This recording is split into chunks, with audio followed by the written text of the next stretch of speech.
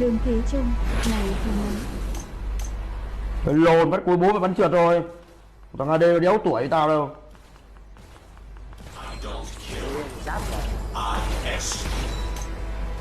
Đi mẹ chứ. Trong bụi. Em rồi kìa nghĩa. Từ từ nó diễn ở trước á. Thôi không lên được đâu, không lên được nghĩa. Tục cái lồn tục. Đi con mẹ đéo lên ép được con rồng này thôi, mất con rồng phía.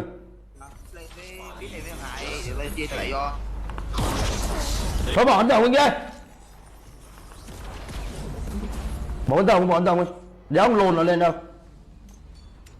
Đỗ Duy, ai để mày nói thật khí. An enemy has been defeated. Thằng lồn chưa máu kìa. Mày combo thằng buổi rồi Đình Hiếu ạ.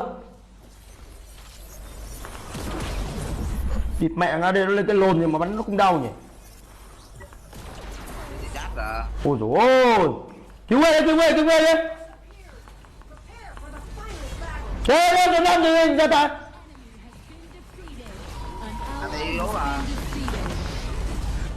Cứu cái lồn bố mày bắn trụ yêu cái con cặc. Lăng Văn Nhiên, chắc nhất chúng nó cũng nói rồi. Rồi quên đi. Cứ đi kinh công, cái lồn kinh công. Đi cụ như mày.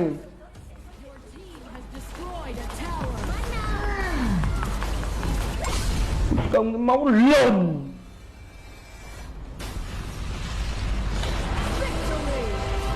Ở nhà mày có chửi bà già mày không á?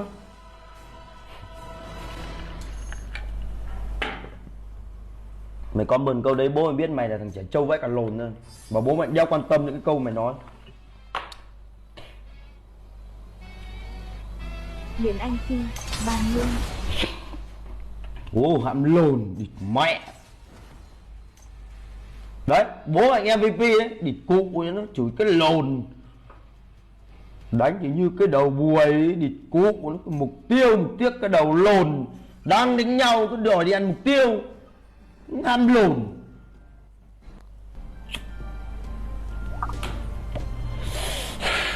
Lồn thì đây. Lương Thế Trung. Rồi cái lồn. Cái gì cơ? Mở ban bố đi hả? Có cái lồn. Không dễ thế đâu. Cấm rồi tôi lắm lồn thì con nắc ghẻ ấy.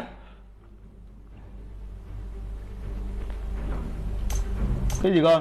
Bố hơn điểm mày sao mày MVP á? Người ta tính vào khả năng giao tranh mới lại địch con mẹ sát thương gây ra. Cái lồn. Ô bố cấm à? Your team's turn to pick.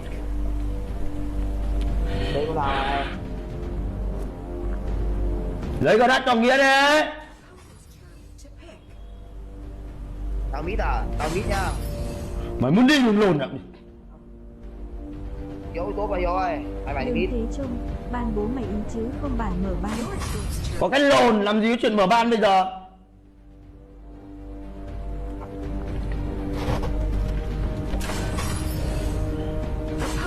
Còn chằm làm mít thế nhỉ? Chằm hai thằng phép rồi.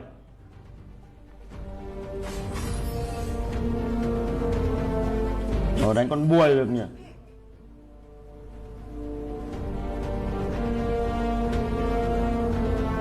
Đỗ Duy, Slim Hill. Slim á. Ông đấy Slim lồn đi. Đánh thon đi. Đánh thon sóc đam cho nhanh. Slim đúng cái lồn đánh Slim thì chán mấy lồn nữa. Để trận sau tao vô ủi bùa mày á. Có cái đầu buồi. Đỗ Trường Giang, Silver Sun. Thon dở yếu. Yếu cái lồn yếu trong tay mày thôi. Vào tay tao thì phải vấn đề ra khác bọt với cả lồn ra. Là muốn chuyện yếu.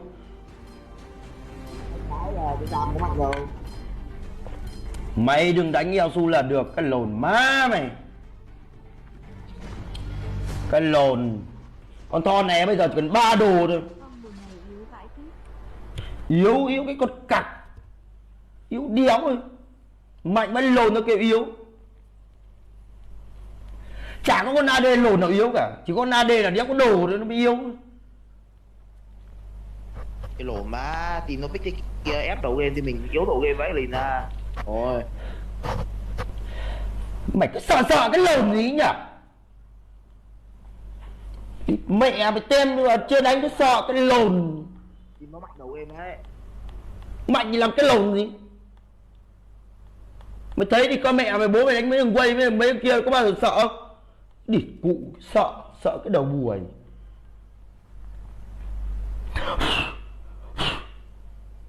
Chơi game mà địt mẹ mà chưa chơi cứ sợ. Đồn loan lâu thế nhỉ? Chào mừng đến với Bình Nguyên Vô Tận. Võ Văn Thản, em được game này bố cho 100. Bố mày không cần cái 100 của mày. Bố mày đâu có ngại mấy cái con mặt lồn ấy. Keep it clean or it's time to take out the trash. Sợ cái máu lồn. Suốt ngày sợ cái đầu lồn.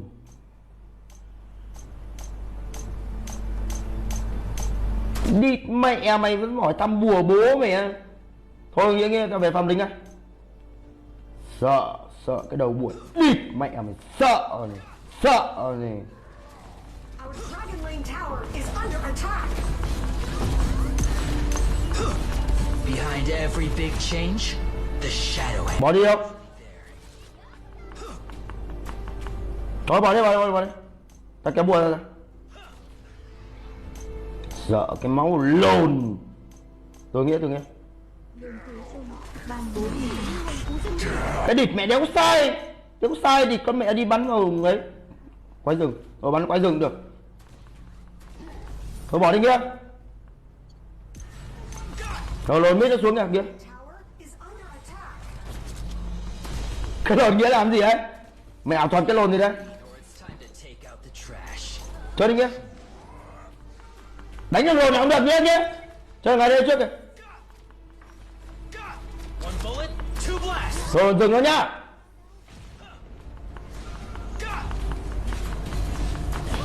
Bố mày đéo chạy được, bố mày đâu cần. Thằng dừng nó hết chơi. Thằng dừng nó sạch chơi không? Middle lane tower is Thôi bỏ đi. Lăng Văn Nhiên, Our xin cao Dragon cho Lane 500 tower is k. under attack. Stronger. Bố mày sợ cái lồn. Dragon and Slayer have appeared. Sợ cái con củ cặc. Dragon has been defeated. Ngu nha. Ally has been defeated. Mày kịp không? Thằng lồn kia đứng lên. Nó có map không sao mà. Thôi lùi tí, ngủ không lùi. Aim high and play. Thằng lồn kia kia, tao nói đây. Ganh đường rồng. Địt mẹ mày mới biết ganh đường rồng. Mày đéo con bát đường dưới bao giờ đâu nhá. Đi cái con đi mẹ mày. Thôi bỏ đi kia. Tao chỉ có đồ đánh đó rồi. Behind every big change, the shadow. Nước Trương, hàng mõ bố kinh lắng đấy phải không? Đánh đi lên con đi mẹ mày đi chứ. Như kéo được ai không? Kéo thằng nào cũng được. Our Slayer lane tower is under attack. Ally has been defeated. An ally. Mày thấy mày ngu chưa? Our Dragon lane Bảo tower rồi, is cái under mặt đầu game mà. Mạnh cái máu lồn mạnh. Mạnh cái máu lồn. Mít nó xuống. Bố đi về đây. Keep it clean or it's time to take out the Để thắng trash. tôi thắng đầu rồi. Our Slayer lane tower Không dễ tới đâu con ạ. Kìa. Việc của mày đây. Địt mẹ mày bị ngu à? Mày bị ngu à Kiệt? Thôi từ giờ cho sau nghỉ nhá, không vào nữa. Tao nói thật đấy, mày đéo chơi đâu. Nghe lời mẹ nhà mày à? Adapt. Địt mẹ mày sai lù như thế. Địt mẹ mày combo thế, đánh nghỉ mẹ mày đi. Cái loại mày do mày đéo biết chơi game đấy. Thật. Do mày đéo biết chơi game đấy. Địt cái con mẹ nhà mày chứ. Our Slayer lane Mày ngu như con chó mày combo thế à? Phải nó né đi mày. Né cái lần mẹ nhà mày né. Né bố đấy mẹ mày à? Bỏ đi. Enemy blood. Thằng kia, tôi sao chuyển người khác, bỏ qua thằng này đi. Địt mẹ mà cầm tôi lên đéo quay được cái lồn gì. Không ai, cái lồn cha nhà mày chứ. Mày bua ở trong mít nó đi.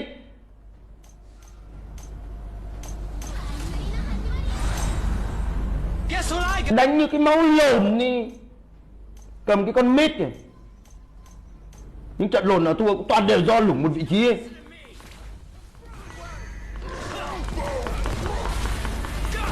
You have defeated. Cút rồi mít. Your tower has Đánh như cái đầu bùa ấy, cầm cái con mít kìa. Địt mẹ nó chứ. Đổ chơi game, địt bà già mày. One bullet, two blasts. Bỏ mẹ ra rồi. Đấy, đi mít tao đẩy lên sau cái con mặt lồn tu lê. Con Lily, địt mẹ nhà mày. Thôi thằng Kiệt này trận sau, nghỉ đi. Bố cho thằng khác vào. Mày đéo nó chơi game đâu thằng Kiệt ạ. Mày đang lên cái đầu lồn gì kìa. Không biết chơi game lồn đâu. Đình Tuấn, chào bố đi hàng. Không phải gặp cầy thuê. Mà do thằng mít mình nó ngu. dominating. Nhớ mới đánh cái đi mít làm cái lồn gì. Our middle lane tower Đi mít đó là địt cái con mẹ mày, cái quan trọng ấy cái lồn ra. Has been destroyed. Your tower has been destroyed. Phạm Nhật Lan, về quê ăn Tết thôi. Trận sau ao ra nhá. Clean, or it's time to take out. Trận sau ao ra, bố mày mời khác. Địt mẹ cầm cái tu lên mạnh bén lồn nè. Không làm được cái đầu bùa gì. Enemy legendary. Shut down. Thằng cha nó chứ. An ally has been defeated. dragon has been Tụi tao về farm gì đã. Địt mẹ thằng lồn. Đánh để ngu như con chó ấy. Lồn nó cũng lắm mồm. Địt con mẹ nó chứ. So far, exactly. Bố mày tin người thì bố mày phải chấp nhận thôi. Chúng mày có tới nó các anh được phát lồn nào? Đéo các anh được phát lồn là luôn. Sao không đánh hết tháp? Không thích. Ép lồn nào chả thế. So far, Thủ nhà đấy, tao lấy rừng rồng bắt.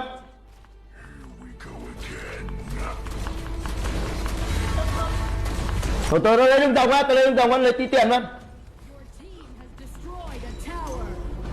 Đăng Để tao farm gì đây, để tao farm gì. không mang.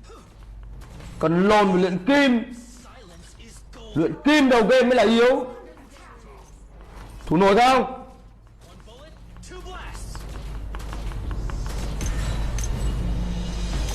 Có vào bùa mình không nhỉ? Nó đéo vào bùa đâu. Aim high and plan for the worst. Vẫn lồn đấy nhỉ? You listen to me. Địt mẹ thằng này cũng có map à? Sao nó ulti chuẩn đấy nhỉ? Cái thằng cha đấy chứ.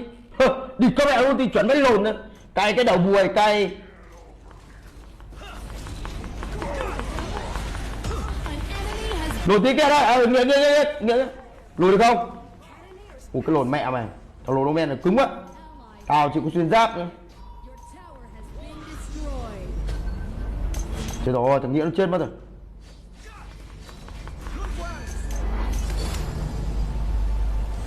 Keep base tower is under attack. Bỏ đây. Ok, đẹp quá. Ở đéo có làm. Bắn như lưỡi đốt đi mất. Địt mẹ cái thằng lồn kiệt. Làm nhỉ? Má nó chứ. Địt mẹ thằng lồn men. Lồn men nó cứng quá. Thua cái đầu bùi bố mày này. Một đồ nữa. Tao cần một cái xuyên giáp á. Địt mẹ nhìn thằng mid nó lên đồ, thằng support nó lên đồ cục xúc quay lồn này. Thằng lồn kia ăn lắm mạng các mày. Địt con mẹ là 4 mạng rồi đấy. Đúng rồi, kéo chúng là chết. Địt con mẹ. Ê, tao vào mê, rồi, tao vào mê. together.